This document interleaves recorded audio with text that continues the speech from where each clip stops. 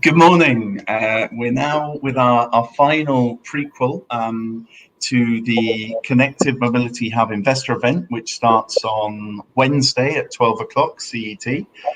We have pitching sessions on the 8th, the 15th, and the 21st, and the 28th of July at 12 o'clock. And then we have a networking event, both investor to investor and investor to startup on the 3rd of September. So even though it puts StartupLabs Spain here, this is a connected mobility event hunt that we're supporting from StartupLabs.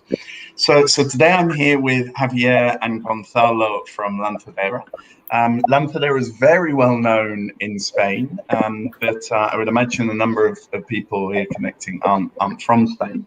And so it will be interesting for you to get a feel for what Lanzadera is and what Lanzadera does. So guys, if you could introduce yourselves, and maybe I see Javier at the top and Gonzalo at the bottom, so I'm always going to direct myself first to Javier and then to Gonzalo. So if you could just introduce yourselves and then tell us a little bit about Lanzadera, and then we can get into the questions. Okay, thank you, Tom. First of all, thank you for having us here. For us, it's a great pleasure.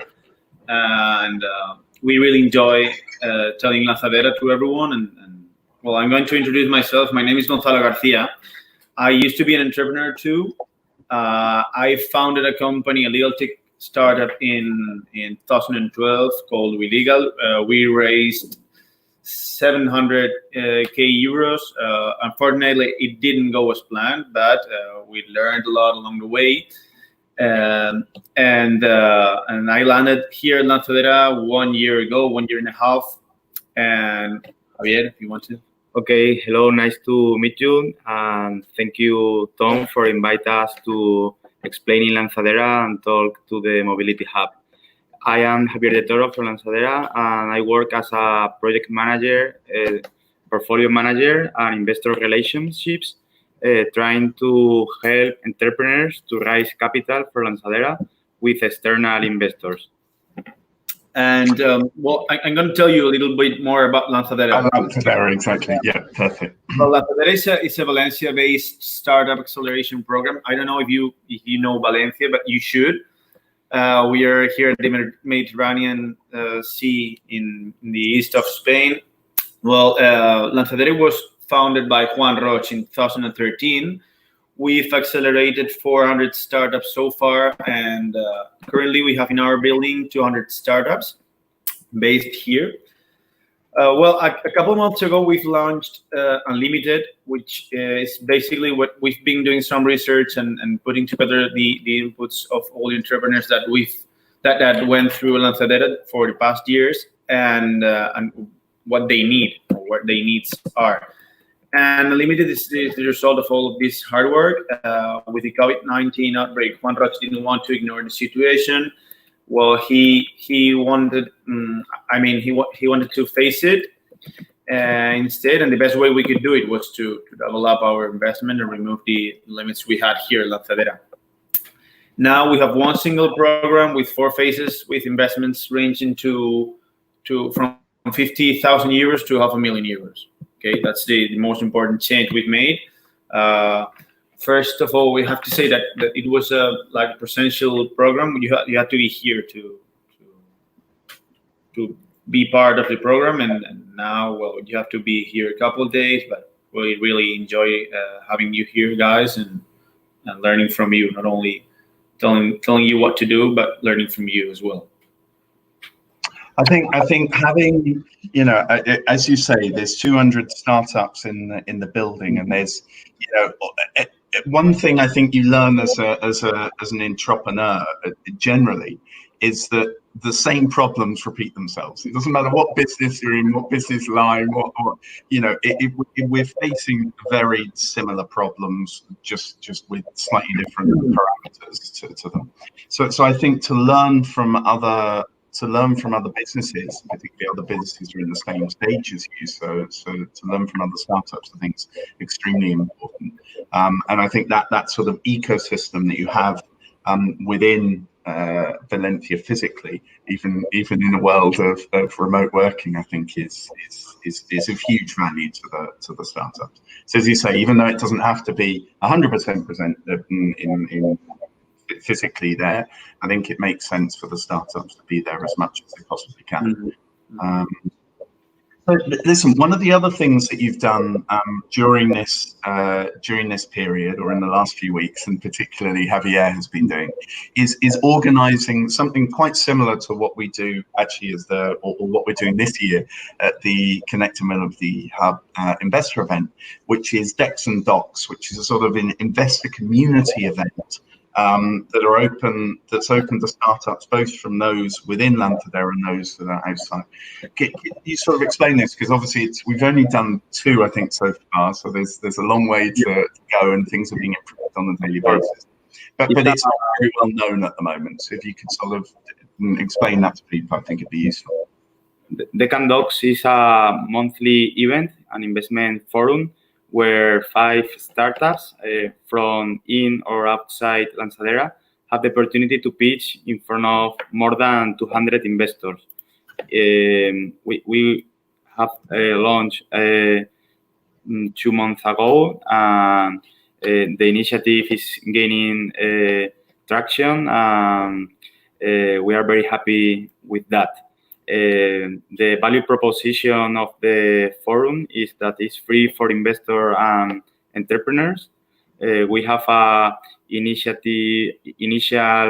session for investors, like 20 minutes, where when we talk something interesting for the investor community. Also, we have a scouting selection committee where 4 professional investors analyze and talk with the startups to select the right ones, and we have the opportunity to have Tom Horse in the committee and other important investors to select the right startups. And we will be launching new initiative in this way. We want to create an investor hub in Valencia, and the best way of attracting investors nowadays is online. We know that the majority of the investors are in Barcelona and Madrid, and it's very difficult to attract them physically. But in the future, with the situation of COVID will be stable, we will want to have the forum blended physically and online, because if you are an investor and you have an analyst in Barcelona or in Madrid, maybe you can bring in them for one day and visit another portfolio companies based on Valencia and assist physically to the event. That's a very similar philosophy and idea to what we've used for the hub. Indeed, the Connected Mobility Hub all came out of an event where I had a conversation with Scott Lyons from Ford, and I can't remember the girl's name, but a French girl from Alta Capital, and we said, okay, how many companies, quality companies, would you need there to be in Andalusia for you to visit and see them doing pitches? And they said between 5 and 10, and that's where we're, at the hub we're now 150, and Lanzadera, as you said, 400. So I think there's huge value there, and I think there's value as well for maybe international investors. I know the pitches at the moment are there was one in English, wasn't there, last time? I know the pitches are in Spanish, but at some point it might be worth doing a sort of an English version, or doing some in English, some in Spanish later on. Antonio has asked a question that I'll just answer for him. Antonio, you can see this both on LinkedIn, so it appears on the post, and you can see LinkedIn Live later on, as you're on LinkedIn at the moment, and it also appears on YouTube. I think it's on Facebook and Twitter as well. I'll comment the links in the post. I'll edit the post later on and comment them later on. So okay. next thing, and I think this is mega important for the startups that are watching this at the moment or that watch it later on and record it. What do you look for startups, both in DEX and DOCs and in the Lanzadera acceleration and corporate programs, which we haven't yet really, I don't think, Gonzalo, you mentioned the corporate program specifically. But if you could sort of maybe, Javier, you answer the DEX and DOCs part, Okay. and maybe Gonzalo, you answer the acceleration and corporate part side. Okay, in DEC and DOCs, we have chose the investment criteria of Rob Johnson, which is an important investor and professor at IESE. And we look for 6 criteria. The first one is the market. We look for big markets and good timing with the trend is growing. Also, the next point is co-founders team. We look for experience, cap table, balanced team, full commitment, and we analyze this information on the deck, and we also have some calls with the entrepreneurs to improve our knowledge on the team. Also, we look for competitive advantages, which can be timing, entry barriers, cost leadership, capital, know-how, traction, and data. Also, we think that competitive advantages is what allow you to enter in a market, but the points that allow you to remain in that good position in the market is the defensibility, which is recurring revenues, network effects, switching costs, and brand awareness. And when we have that, we analyze also the scalability of the business model, also based the majority of the scalability on technology, and for potential exit of the market and startups. Okay, and this is the 6 main criteria we analyze when we are reviewing the decks of the DEC applicants. And Tom, for Lanzadera, we do basically the same. We focus on these 6 points, and well, we can emphasize. We actually focus the most on CEOs, and we look for good CEOs leading good companies. And if we see that the person leading the project is a good person and a good entrepreneur, we bet hard, really hard. Okay. And I think that's the most important one for us, because we have a strong culture, a company culture, and we look CEOs willing to implement this culture in their companies, which is not an easy thing to do. Well, you come from a CEO, right? So it's, yeah, I guess these things scale down. It's in the DNA of the company. Of course. We're doing it. So yeah, no, I think generally that's those are the sort of rules that people sit on, stick to. The defensibility, I don't think is often thought about enough, perhaps by startups, and sometimes they don't think too much about the exits, but obviously from an investor point of view, that's maybe the most important, right? Probably the most important. So anyway, let's just jump on so Lanzadera obviously have a very broad vision of the entire market, what's happening, who's innovating where, and what sectors are growing comparative to others. So what sectors do you think will be hot for investment in the next few years, generally? Well, that's not an easy question, Tom, but look into your crystal ball. Yeah, we have one here. Well, I think fintech and logistics will definitely be two sectors that will be there. Of course, will be hot for investment. Well, they will keep being, because they are right now. Due to COVID-19, I'm pretty sure that health will probably increase investment share. We'll see if the total amount increases, though. Well, health startups, they used to face the same problem, that they need a lot of money and time to finally release their products to market. We know that. Maybe, yeah, mobility. Cities like Barcelona or Madrid, they have a huge problem dealing with mobility and the related cost of contamination. This will make emerge a lot of startups in this field for sure. And I think also, but this is like a guess, education, because there are a lot of startups trying to solve education issues. But COVID-19 has changed the way we used to live. We used to live, and education will suffer the consequences most likely. I believe that's not an easy one, but I think education will suffer the consequences, of course. Yeah. And so just jumping into mobility, which is obviously what we're here for. You've got I've got a small list actually here that I'll read out. But you've got a number of mobility startups that have been through the acceleration. So I've got down here Idoneo, which I believe are in there at the moment. Hungry Media, which are also being accelerated at the moment. Momoven, Park Up, Trucksters. You know, there's a number. It's not often that at least in Spain, and not non-specialized investors have a portfolio of 5-6 smart mobility startups. So how have you seen over the last few years the vertical developing? You know, when we started the hub, it's almost 5 years ago now. But when we started initially, as I say, there weren't startups. I mean, as I say, it all started because we were trying to get together 5 or 10, and we thought, how the hell do we get together 5 or 10 startups from smart mobility? Initially focused on, well, we were Spain and Portugal, and now it's pan-European.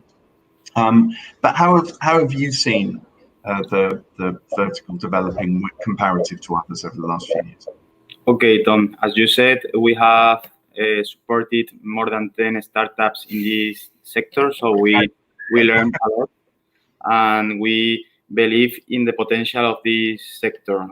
Logistics represent approximately 8% of Spanish GDP, and it's growing. And there will be a lot of opportunities on that area. There are almost 1 million people in Spain working for these companies. For saying some facts, in 2015, there were like 100,000 daily delivered orders by day. And nowadays we have like more than 1 million orders delivered by day. This is a huge growth, and it represents a lot of opportunities. I think there will be more cleaner solutions in the future because e-commerce and last mile delivery is growing a lot.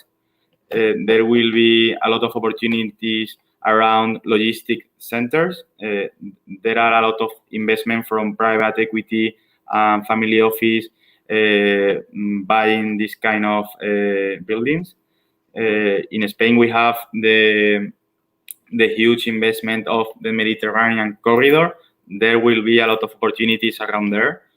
Also, we can see here in Europe and in Spain mega trucks that can carry up to 60 tons per truck, and it will reduce logistics cost, the pollution, etc.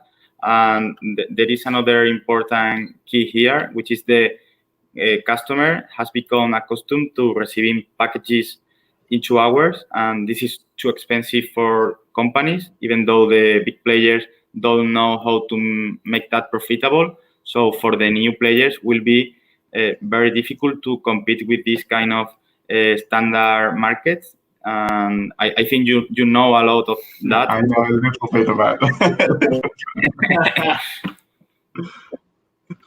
Okay, yeah, no, I think, okay, logistics, I think is clear, you know, and I think logistics, maybe if we look longer term, sort of autonomous tech, right? Because I guess Amazon did that investment last week, or that purchase last week, because they're thinking about using autonomous tech in logistics. And as you say, I think worldwide, it's something like 15% of the world works driving whether that's buses or lorries or taxis or et cetera, and there's a large proportion of that's obviously logistics. And in terms of the other sides of mobility, so I don't know, sustainability, I think, one thing that COVID-19 has done is every seen how city centre air has been. There was a post that I did for New Delhi where you could see nothing before pre-COVID, and then you could actually see the sun and the trees during the lockdowns. So electric mobility, sustainable mobility, smart cities, shared mobility obviously is going through a more complicated time generally, although I guess scooters maybe slightly less so now. Obviously they had a very bad time in lockdowns. How do you see those parts of the business? I know Idoneo, for example, is a sort of a subscription basis for cars and vans and renting. How do you see the other parts of the other verticals within mobility progressing? Tom, I think we cannot hear you properly. Okay. Repeat the question, please. Okay, am I back? Okay, no, I was talking about, so we talked about, Javier talked about logistics, and I think that's mega important as a vertical. How do you see sort of electric mobility, smart cities, shared mobility? How do you see those verticals moving? You've got Hungry Media, which is a sort of shared mobility plug-in ancillary service. You've got Idoneo, which is a subscription-based private used vehicle basis, but could also be used for other types, mainly electric vehicles, I guess, as a general rule. How do you see the other parts of the other sub-verticals of mobility? Okay, I get it. Well, of course, there's this is a field that is attracting a lot of investors and a lot of investment. Because it's a huge problem. It's a huge field, and a lot of corporates are actually focusing on this. Corporates like Acciona and a lot of huge corporates too, and they are interested in finding startups solving big problems in this field. And yeah, a lot of entrepreneurs are reaching us with their projects in this area. So I think it obviously is growing, and we're interested in listening to all of them and learning from the solutions they're proposing to the market. But yeah, I think they're growing, of course. Yeah, I mean, there's a lot of innovation. Just speaking on Friday to forget about the weekend. Just talking to Enzo, the CEO of Homey Hub, the other day, talking. They've got a system for basically allowing smart access to garages. We know him well, Tom. Well, there you go. So we were just talking about the use of the garages for electric car charging. So they've been focused more on the logistics side of things today. And we were talking about the electric car charging. You were saying he has a deal with, I think he said, Naturgy and Iberdrola to do this. And obviously I think he said there were 4 million private garages in Spain. Well, theoretically, that's a complete game changer, because it could mean that suddenly you have 4 million charging points for vehicles. And that's obviously one of the issues that's holding back the mass market in a way, because where do I charge up my vehicle? So I don't know, it was just an example of, I think there's huge innovation happening in the sector, and there are huge opportunities. These little changes suddenly, if there's suddenly opportunity to charge up anywhere presented by these guys, I mean, how many other opportunities does that open up? I mean, it's just limitless. Yeah, because the problem in this sector is, of course, the infrastructure you need to make it grow. Of course, there's a huge problem in the market, but infrastructure you need to solve it is complicated, and this is a problem that all these startups in this field face. So it's complicated. So, yeah. To talk about why do you think in the UK we still drive on the left-hand side of the road? I mean, that's a lot of road signs that need to be changed to get rid of that. Okay, so let's jump on to the seed rounds. So how do you see the current investment situation for seed rounds? Do you still are things still stalled, and things were stalled? Do you see them still as stalled? Will that change? What are your thoughts on that? Okay, from our point of view, we have a optimistic outlook. We see that there are less uncertainty in the investor environment. At the beginning of March, we were every day calling investors and banks asking for information, opinion, and nowadays we see weekly rounds, some of them very important rounds, huge amounts, more than 5 million. And I think for the seed round, in certain circumstances and in some markets like e-learning, edtech, telehealth, entertainment, there will be a lot of opportunities because the market are growing, and the ones that were closed during some weeks, like restaurants, tourism sector, they are pivoting their businesses. We have a lot of companies from travel tech companies that they are taking advantage of internal holidays from the Spanish market and trying to pivot their business model, waiting the future circumstances. So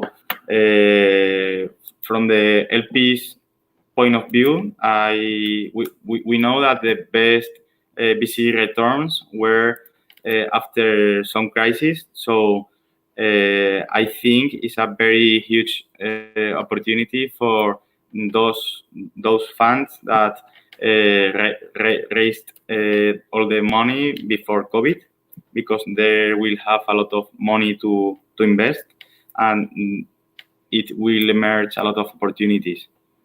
So from the business angels and family office, I think they will be more cautious, but the VC funds will have a lot of opportunities. And just, Lanzadera is an example of that, but also as ourselves at StartupLabs, we very much believe in the benefits to society from startup investment and supporting startups generally, both in terms of innovation, employment creation, links to corporates, etc. So do you see in the same way that Lanzadera has gone, okay, look, we're gonna invest further into this to help support society generally. Do you see any of that coming? Obviously, the VCs have to invest because it's their business model, but do you see any of that happening from those people that are maybe investing their own money? So family offices, in effect, it's family money, even though it's supported by professionals, and business angels, it's their own money. Do you see sort of more interest, or do you see people being a little bit more sort of hands off and scared at the moment? I think they are being more cautious because they are more risk averse, and even though family office managers don't want to expose their money because they just want to preserve the capital, not maybe the percentage in venture capital will be reduced or stop it until the circumstances will be the previous one. And for business angels, I saw different circumstances. For example, you, Tom Horsey, are investing like in normal circumstances, but another are postponing investment committees and analyzing, but not investing. But you don't see many people doubling down and saying, Okay. And so, Gonzalo, we'll jump into some sort of best practices, errors that can be avoided, etc., in terms of seed rounds.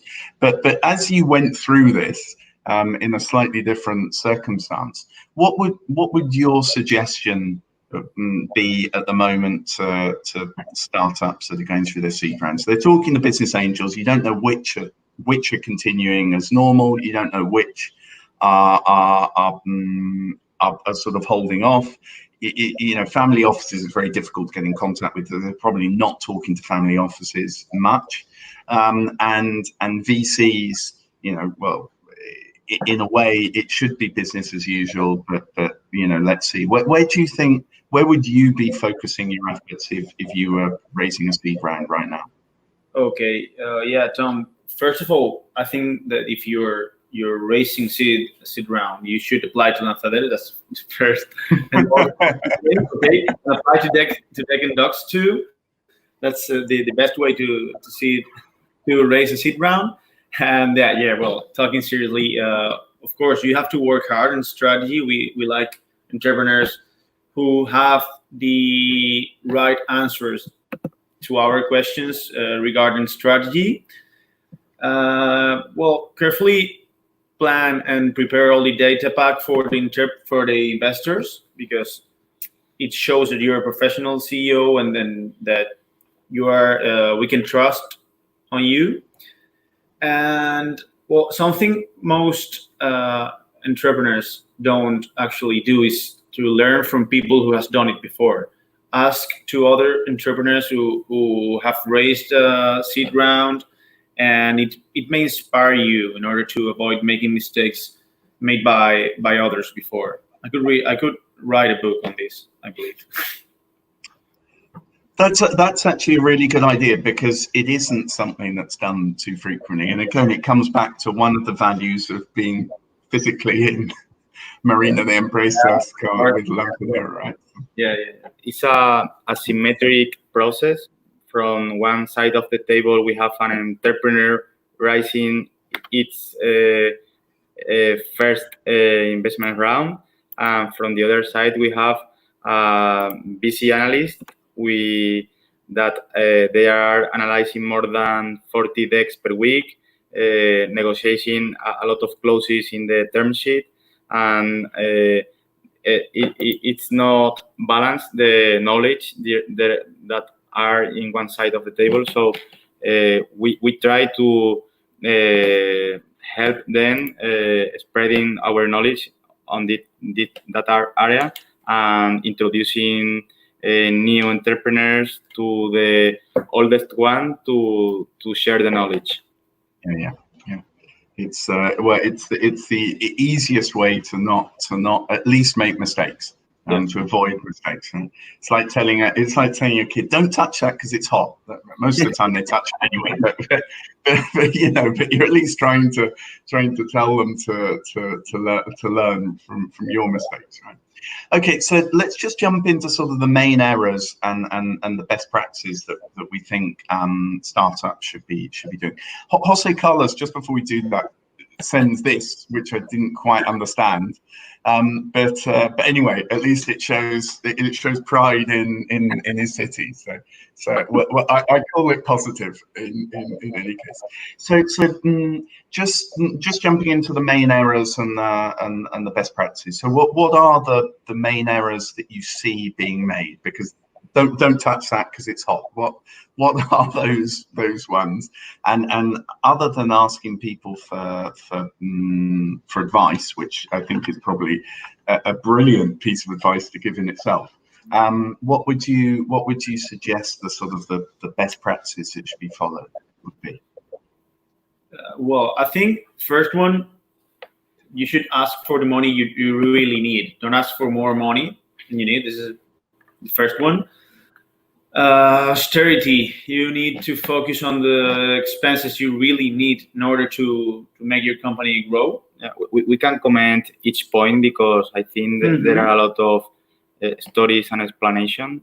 Yeah, of course. We used to be entrepreneurs when raising funds, raising their salary a lot and investing a lot in marketing without having the knowledge to do it, outsourcing in the best marketing agencies in the business plan. So we like the entrepreneurs which will maintain their status quo on the company, the culture, not spending money like crazy, because it's the capital for an investor is the most expensive capital the entrepreneurs will get. Yeah, we see a lot of plans, as Javier said, where the entrepreneurs they have a salary raise in the month they get to Lanzadera. Don't know if it's a coincidence or what, but we're not trying to play this game. We don't want your salary to raise. We want your company valuation to raise, to grow the company. Well, I must admit, I've had multiple issues where I haven't invested just because when I've looked at the financial planning, I see exactly that. And I go, look, when I set up my, I guess as an entrepreneur, you have a slightly different outlook on things as well. But when I set up my first company, for the first 5 years, I received €300 a month in salary. That was it. For 5 years, I had to live off what I had, and that was only to pay the autonomo. It wasn't actually salary, right? So when you see people doing that, it's sort of it's an early warning sign, at least, isn't it? Yeah. And then in terms of asking for what you need, that's also, I guess, mega important, because the smaller the amount that you need and the better that you're going to use the money, the easier it will be to raise the money in the first place. If you go to your parents and you ask them for a car, you're probably going to get a no. If you go and you ask them for money for a Chupa Chups, you're probably going to get a yes. Right? That's a silly example, but it's a reality. So what else have you seen in terms of errors and best practices? Yeah. Because go on. Yeah, no. Well, a common mistake also is to set a wrong valuation, because it makes really complicated for an entrepreneur to raise the money they need. Okay.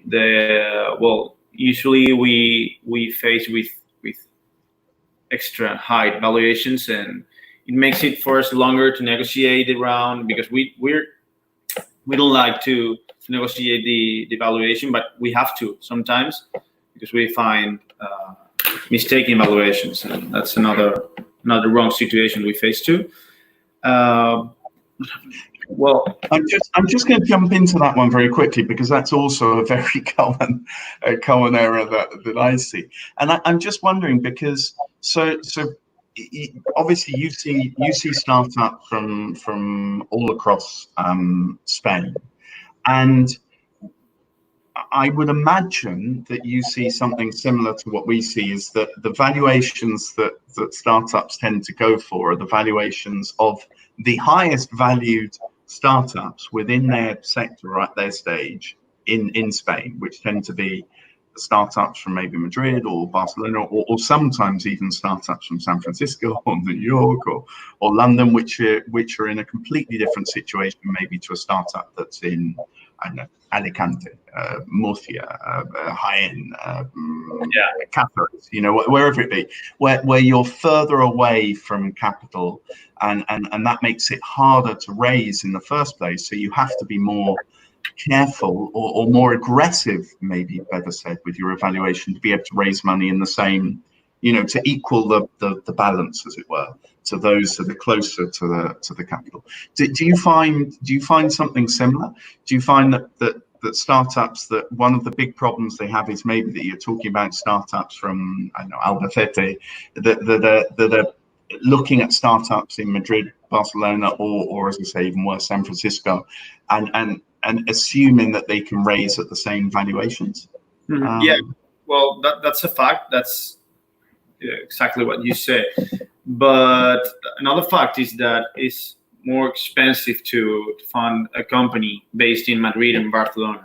That's also true. They have to set a higher valuation. They have to, the expenses are also higher, and yeah, we find that problem, and I think it's a culture problem as well, because it seems that if you want to have a unicorn, you have to be based in Barcelona or Madrid, and there are a lot of good companies hiding in the rest of Spain, and yeah, we talk with a lot of startups with very high valuation, and with startups based in as you said, Albacete, Murcia, or even here in Valencia with very competitive valuations, and we like to find these entrepreneurs too, and talk with, and learn from them.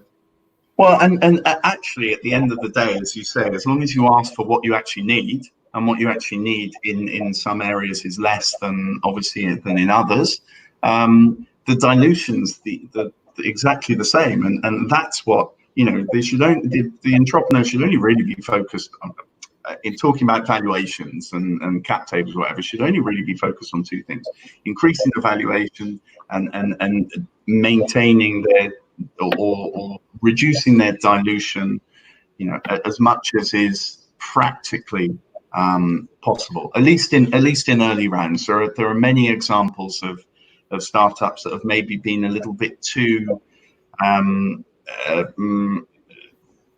little preoccupied with dilution in earlier rounds, which then can cause a problem in later rounds. I'm not saying with that as a business agent, I'm not saying that they should go for mega valuations, whatever, but I'm saying that, you know, there should be a balance between the level of dilution, the valuation, the amount of money that you're asking for at the end of the day. It's three parts, three corners of the same triangle, right?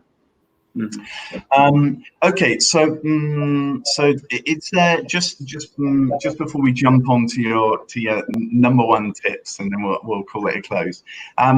To sort of speed up the rounds right now, is there any tip that you can come up with? Obviously, one is apply to Lanzadera, because you are doubling down, and we've just talked about it. There aren't many people are doubling down. You have launched Decks and Dogs, which also assist startups. But are there any other tips that you can give them in terms of how to raise money fast? I mean, I can think of one, which is try to focus on investors that are as close to you geographically as possible, because the further away, the further distances between the investor and the startup at the seed round, I think the more complicated it is that they invest.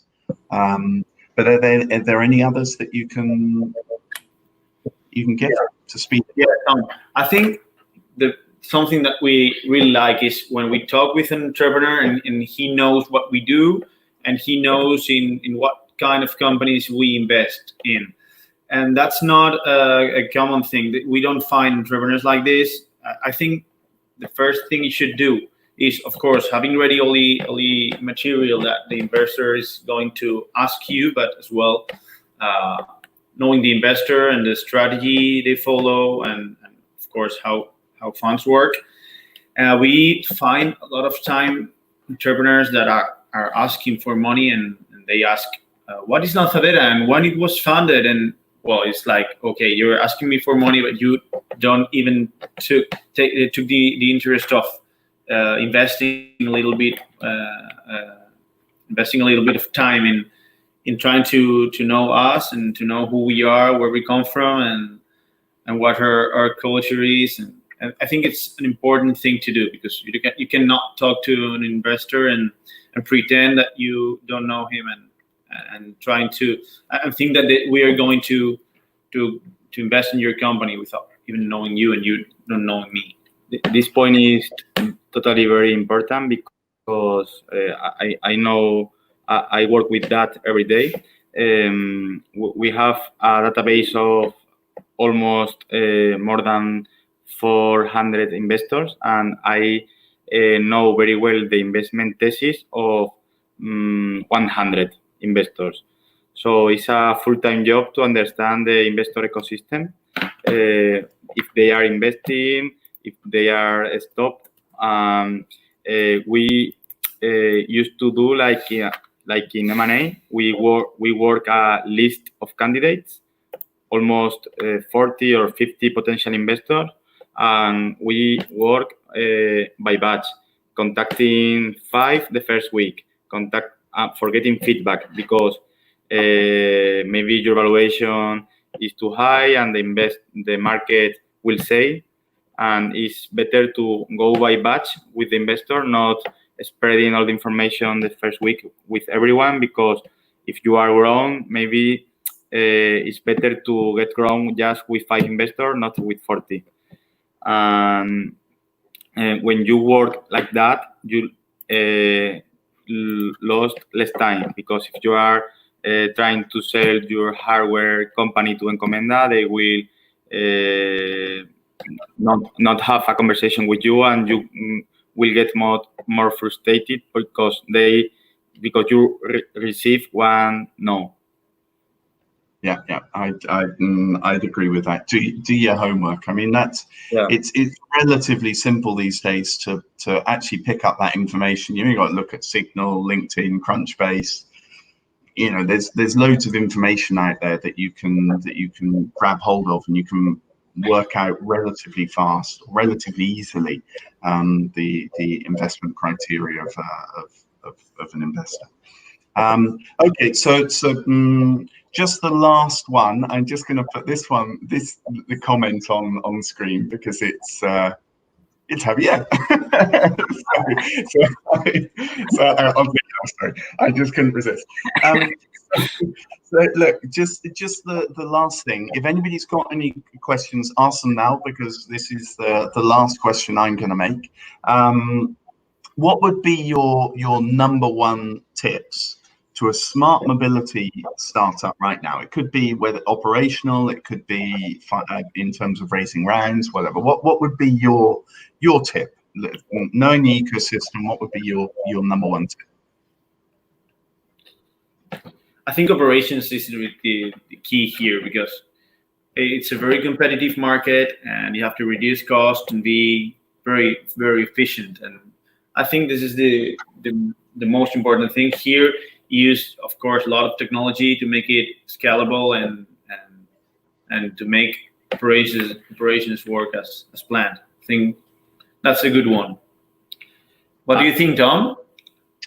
Well, what I think is, I think there are a number of mega trends that are existing at the moment in mobility, and that are going to continue. And one of them, and I think this is important for maybe all startups, not just smart mobility ones, is that there's very much a trend in VC towards environmental issues, sustainable issues generally. Look at the local elections in France. This isn't just a VC thing. This is a general global trend, right? Jeff Bezos, I think there were 2 things that he invested X amount of his own money and an X amount of Amazon's money in green funds last year. I think sustainability general, or impact investing maybe generally, are important issues. And so I think startups that focus on that, and maybe even present metrics that in terms of, I don't know, how much carbon their operations are saving companies, whether there's gender equality, racial equality in their teams. I think there's, if they start to report in that type of information publicly, and obviously focus their operations, those who are involved in smart mobility will be focusing their operations on that, so solving those problems generally. I think they're going to be at the beginning of a sort of a curve, because there aren't that many companies that can fulfill those criteria that obviously investors need to be fulfilled. Anyway, it's just, one tip. You could give 500, but if I was thinking of one, I was going that might not be a bad one. Javier, it's your turn.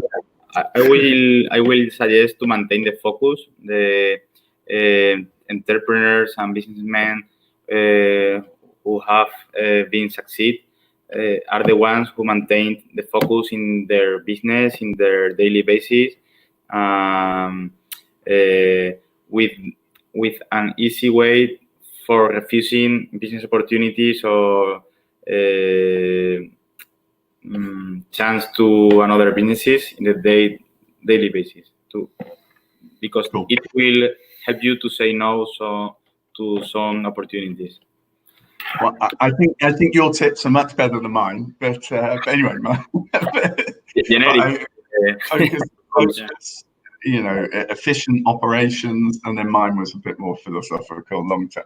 But okay, cool, guys. Thank you very much for this. I think it's been very useful. We haven't had quite as much interaction as I'd have liked, but let's blame it on the heat.